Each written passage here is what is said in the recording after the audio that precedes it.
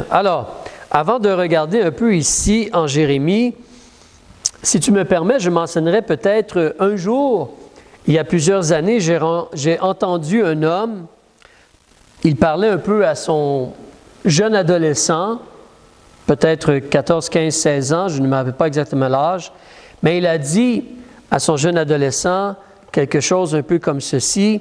Il disait à son adolescent, « Suis ton cœur, suis ton cœur, fais ce que ton cœur te dit de faire, suis ton cœur. » Son enfant avait des difficultés, des problèmes, il était à un endroit dans la vie où on doit prendre des décisions, et donc c'est le conseil qu'il donnait à son fils. Et quand j'ai entendu cela, je lui ai justement partagé la parole de Dieu. Cet homme-là n'était pas né de nouveau, ni son enfant. J'ai proposé de parler avec son adolescent, mais je lui ai mentionné, dans les Écritures, on nous dit, ici le Proverbe chapitre 28, verset 26, mais dans les Écritures, on nous dit clairement, si tu te confies en ton propre cœur, tu es un insensé.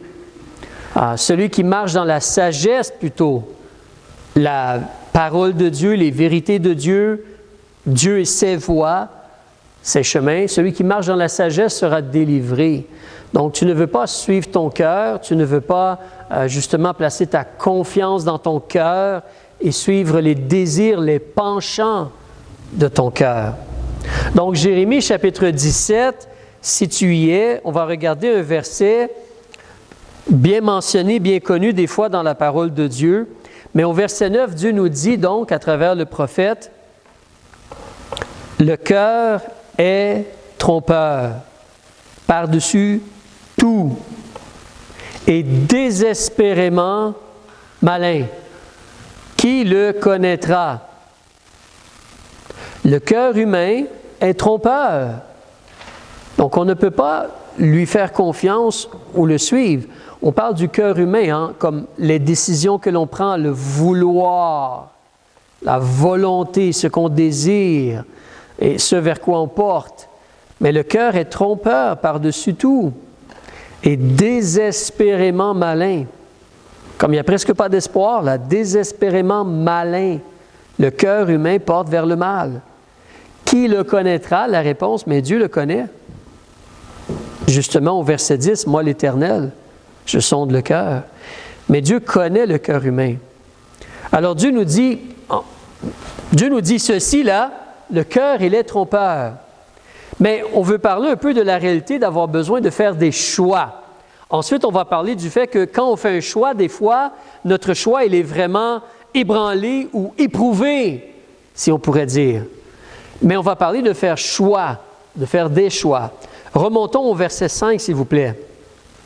« Ainsi a dit l'Éternel, maudit est l'homme qui se confie en l'homme et qui de la chair fait son bras et dont le cœur se retire de l'Éternel.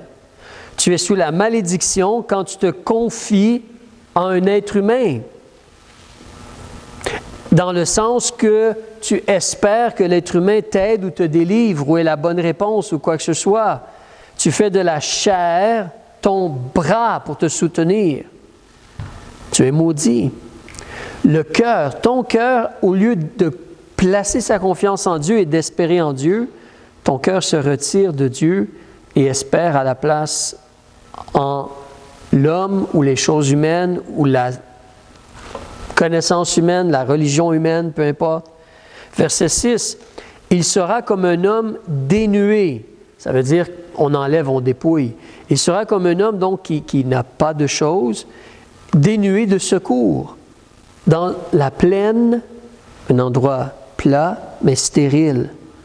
Il ne verra point venir le bien, mais il habitera au désert, dans les lieux secs, dans une terre salée et inhabitable, un désert, pas de fruits, parce que tu retires ton cœur de Dieu.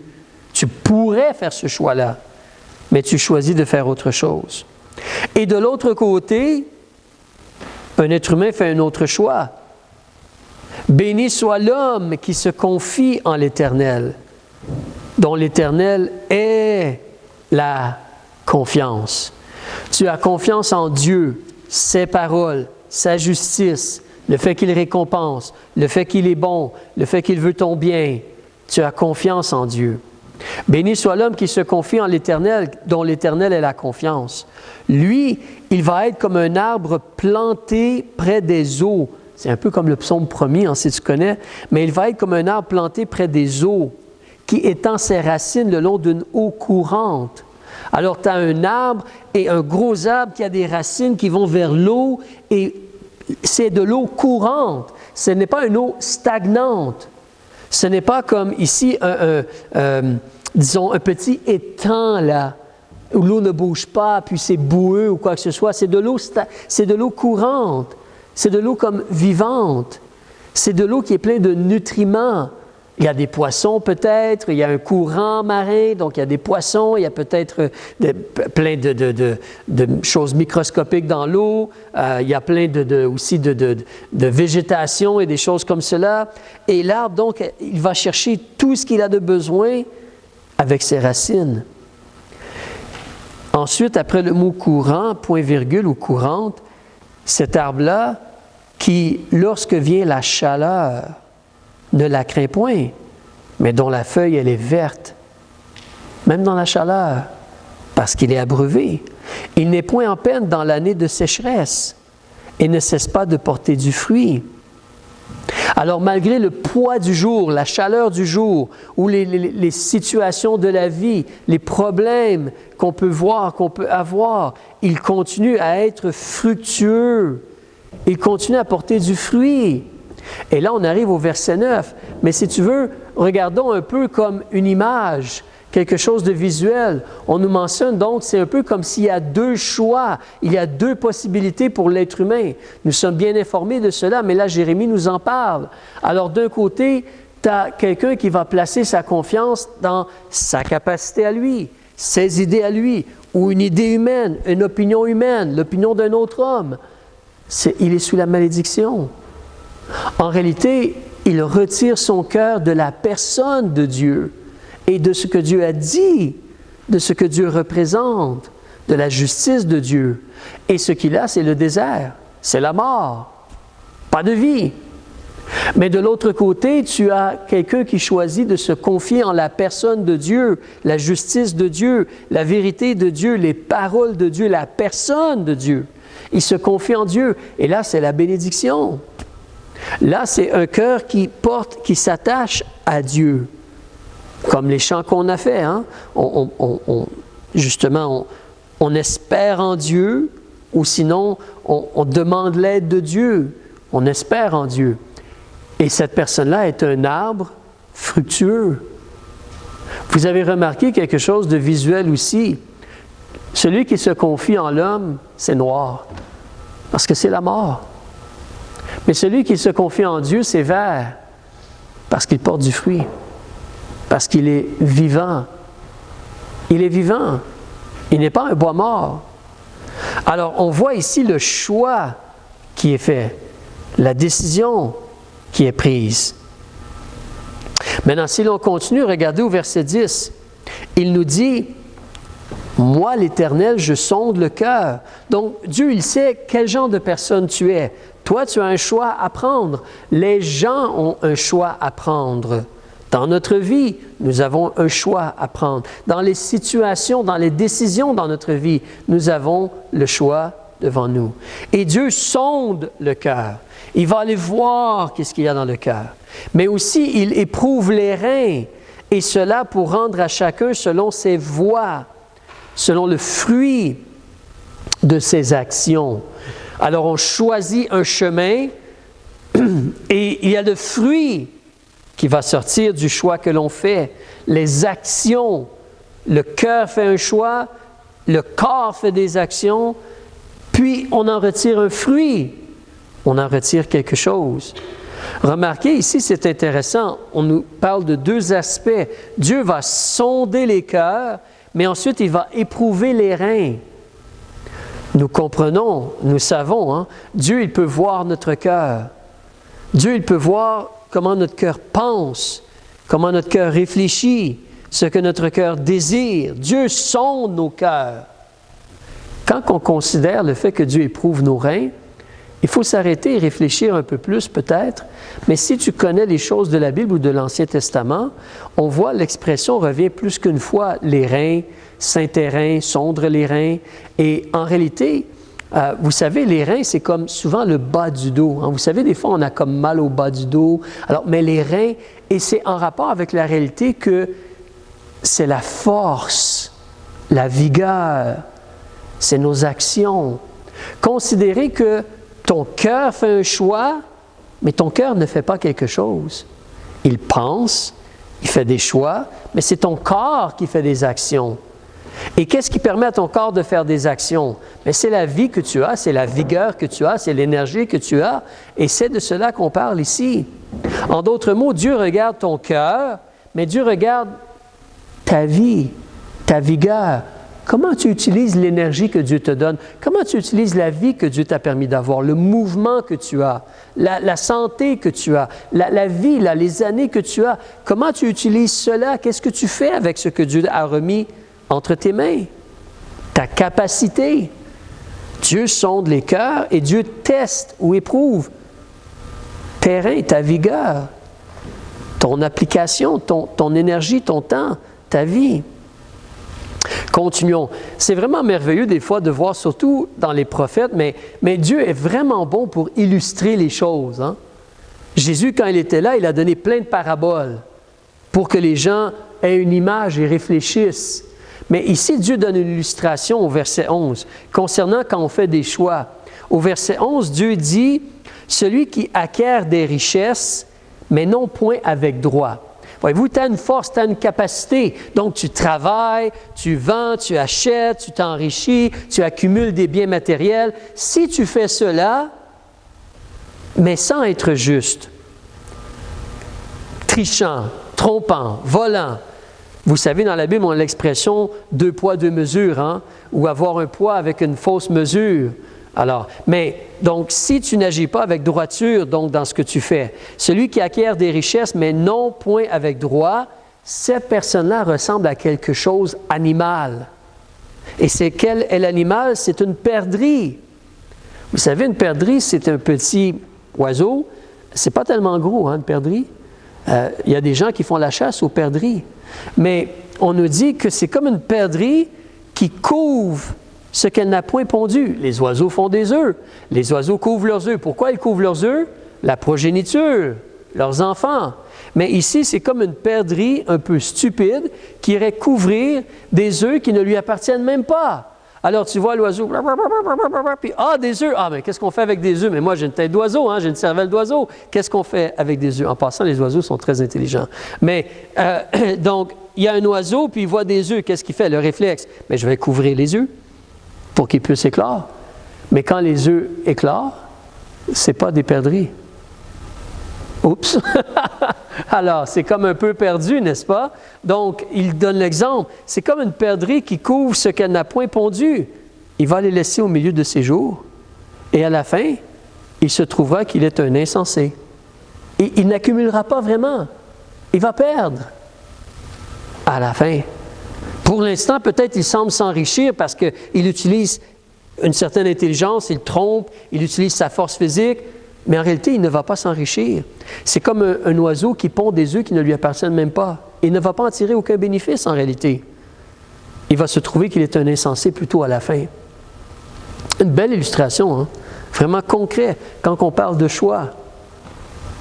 Au moment même, des fois, l'être humain, non, c'est la bonne chose, lui, il sait de quoi il parle, je vais me confier en lui. À la fin, c'est comme si on a couvert des œufs qui ne sont pas à nous.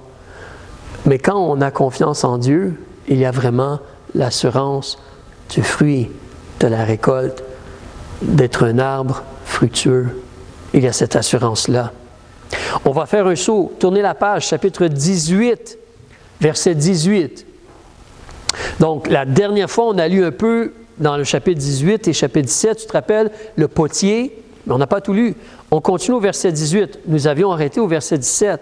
Qu'est-ce qu'on voit? On parle de faire des choix. Jérémie a eu des choix à faire. Jérémie a fait des choix. Tu te rappelles, l'autre fois, on a vu, il a pensé abandonner à un moment donné, dire « c'est fini, je laisse faire ». Et le peuple a des choix à faire. Ils ont fait des choix. Chapitre 18, quel est le choix du peuple? Ils ont entendu la parole de Dieu. À travers Jérémie, même l'histoire ou l'exemple du potier. Et quel est leur choix au verset 18? Ils disent, « Venez et formons des complots contre Jérémie.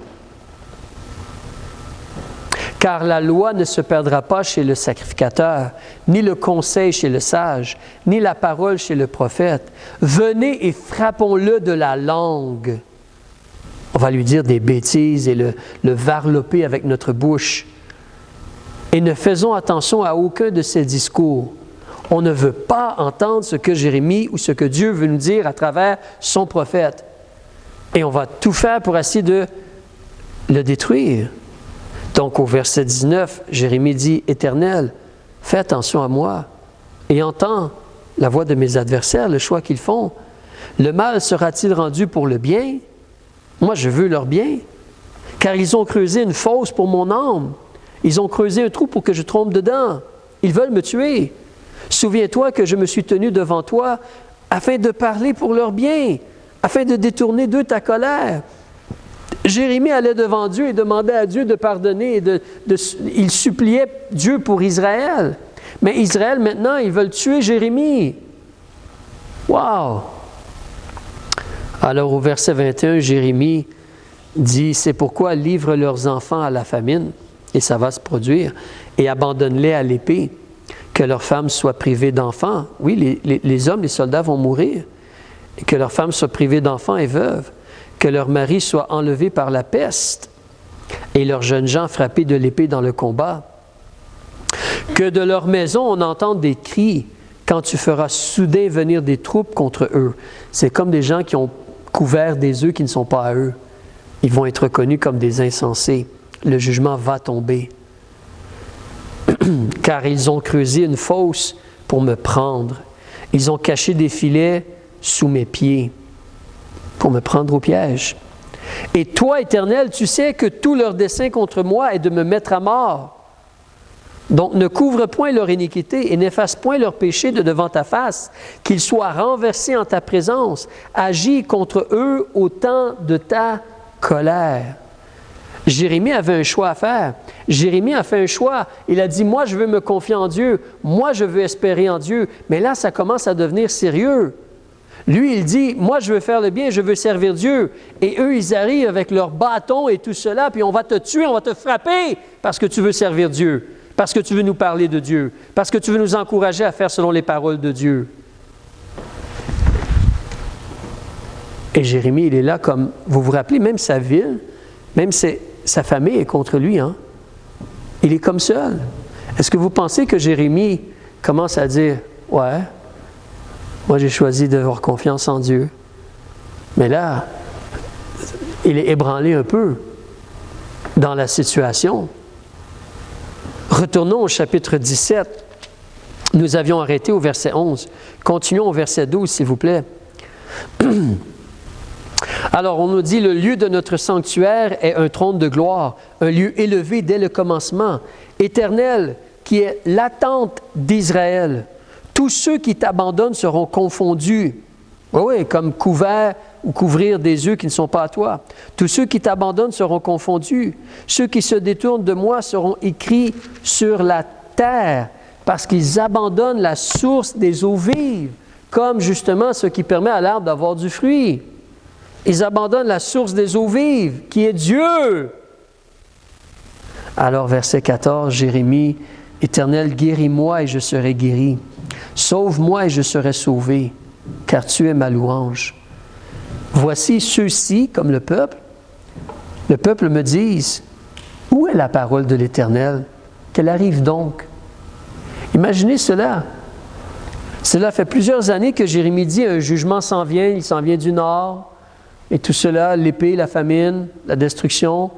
Et le peuple entend cela, puis là, le peuple est rendu à dire, que ça s'accomplisse donc, ce que tu nous dis depuis plusieurs jours, là. Tu promets qu'il va y avoir un jugement et tout cela, mais que ça vienne ton jugement, que la parole dont tu prêches, la parole que tu dis là, qu'elle s'accomplisse donc, cette parole-là. C'est comme braver Dieu, hein? C'est incroyable. Verset 16, Jérémie dit, « Moi, j'ai fait un choix. Moi, je n'ai pas refusé d'être pasteur à ta suite, un berger pour le troupeau, et je n'ai pas désiré le jour du malheur. Tu le sais, j'ai plaidé pour eux devant toi. Ce qui est sorti de mes lèvres a été devant toi. Ne sois pas pour moi un sujet, quoi? D'effroi. » Avez-vous été dans cette situation-là des fois? Pas autant à l'extrémité que Jérémie probablement, parce que là, tout le monde est contre lui, il semblerait. La populace, sa famille, sa ville est contre lui.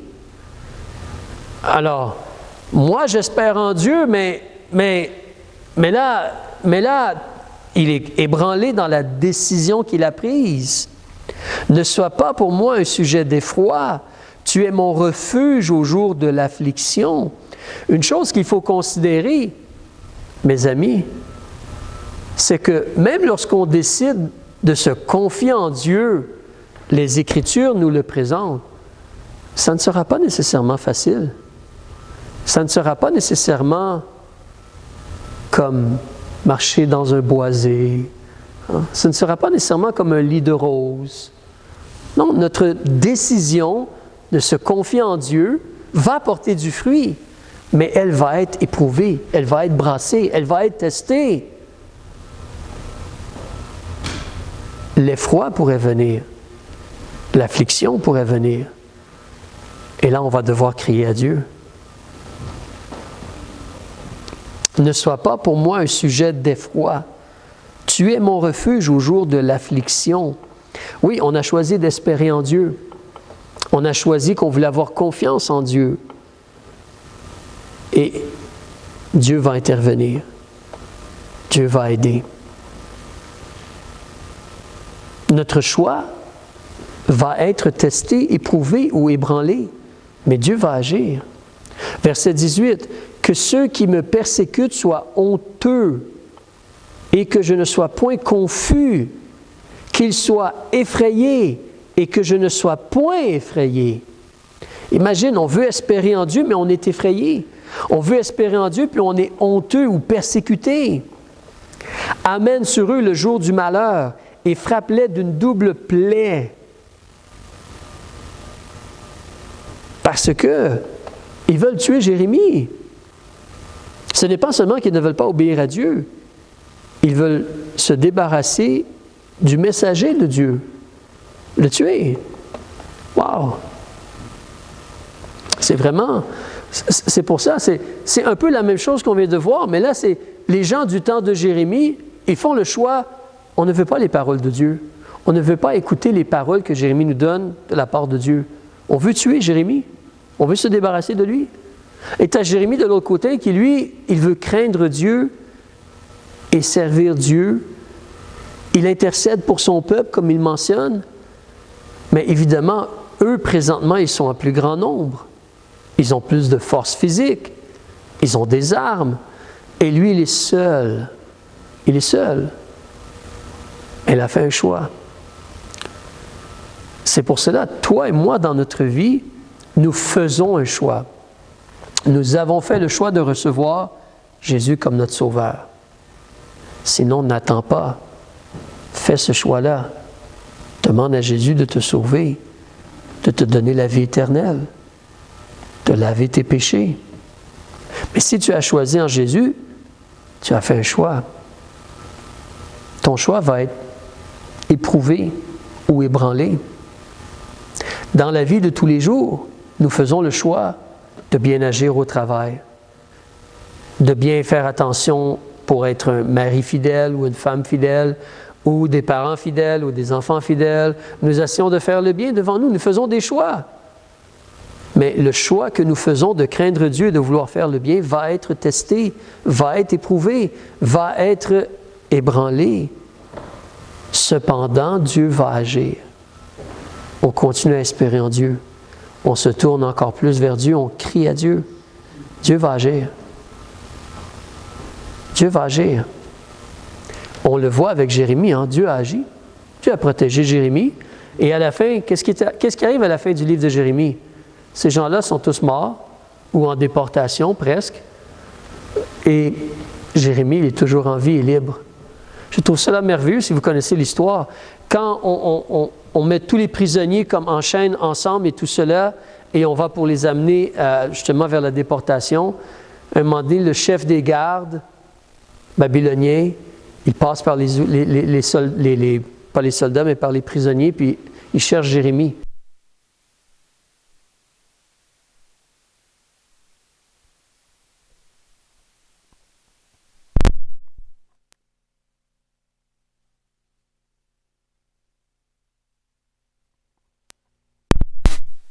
Dieu a pris soin de lui. Il a été testé, éprouvé. Mais vous savez comment on a traité Jésus de toute façon. On ne va pas être...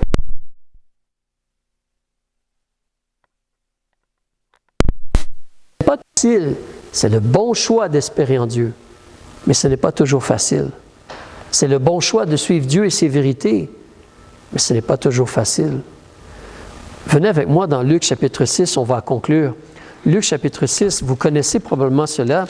Moi, je l'ai lu ce matin, puis je vois le lien, on va le lire ensemble. Chapitre 6 en Luc, versets 22 et verset 23. Mais vous savez, c'est comme les béatitudes. Alors Jésus, au verset 22, mentionne à la foule, « Vous serez heureux lorsque les hommes vous haïront, vous chasseront, vous diront des outrages, et rejetteront votre nom comme mauvais à cause du Fils de l'homme. Réjouissez-vous en ce temps-là et tressaillez de joie, parce que votre récompense sera grande dans le ciel. Car c'est ainsi que leur père traitait les prophètes. » Oui, comme Jérémie, hein? Nous, on le lit présentement. Moi, je lisais cela et je me suis dit, « Wow! » Mais moi, je ne connais pas beaucoup de gens qui me haïssent. Il y en a peut-être qui me haïssent, mais ils ne me le disent pas clairement. Vous chassez, il n'y a personne qui m'a chassé encore. Des gens m'ont demandé de quitter des fois, mais pas à me chasser. Des gens qui disent des outrages ou qui me rejettent. Alors, ou quand on parle justement d'être persécuté et des choses comme cela, je n'ai pas vécu cela nécessairement encore. Oui, le diable agit, nous cause des problèmes, mais ce n'est pas à ce niveau-là, ou comme Jérémie ici.